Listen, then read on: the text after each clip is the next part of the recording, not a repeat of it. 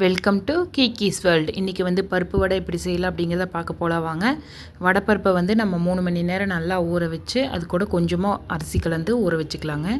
தேவையான பொருள் வந்து சின்ன வெங்காயம், இஞ்சி, பூண்டு, வரமிளகா, பச்சை மிளகா காரத்துக்குங்க. இதையெல்லாம் கிரைண்ட் பண்ணி எடுத்துக்கலாங்க. இது வந்து வடைக்கு போடுறதுக்கு வந்து குட்டி குட்டியாக எல்லாம் அரிஞ்சு வச்சுக்கலாங்க. வெங்காயம், கருவேப்பிலை, சின்ன வெங்காயம், பெரிய வெங்காயம் நம்மளுக்கு தகுந்த மாதிரி போட்டுக்கலாங்க. இது கூட கொஞ்சமாக வடைப்பருப்பு சேர்த்து கொஞ்சமாக வடைக்கு தேவையான உப்பு சேர்த்துட்டு நம்மளை கிரைண்ட் பண்ணி எடுத்துக்கலாங்க. இதெல்லாம் சாப் பண்ணி வச்சாச்சுங்க. இனி வந்து பருப்பை வந்து அரைச்சிட்டு வந்துடலாம் வாங்க. இது வந்து ஒன்றும் பாதியமாக பல்ஸ் மூடில் போட்டு எடுத்துக்கலாங்க. அப்போ தான் வந்து ரொம்ப நைஸாக அரைச்சிடக்கூடாதுங்க, நல்லா இருக்காது. பல்ஸ் மூடில் வந்து ஆஃப் பண்ணி அரைச்சோம்னா தான் கொஞ்சம் நல்லாயிருக்கும்.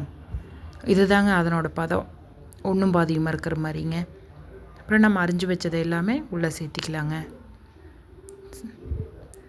சேர்த்து எல்லாம் பிணைஞ்சு வச்சுக்கலாங்க. பிணைஞ்சதுக்கப்புறம் நம்ம குட்டி குட்டி உருண்டையாக பிடிச்சி எண்ணெய் நல்லா காஞ்சதும் போட்டு எடுத்துடலாங்க. நல்லா கோல்டன் ப்ரௌனாக பொரிச்சு எடுத்துக்கலாங்க. சூப்பரான சுவையான வடை தயார். உங்களுக்கு இந்த வடையோட டீ வச்சு சாப்பிட்றது உங்களுக்கு ரொம்ப பிடிக்கும் அப்படின்னா ஒரு லைக் பண்ணுங்கள், ஷேர் பண்ணுங்கள், சப்ஸ்கிரைப் பண்ணுங்கள். Thanks for watching.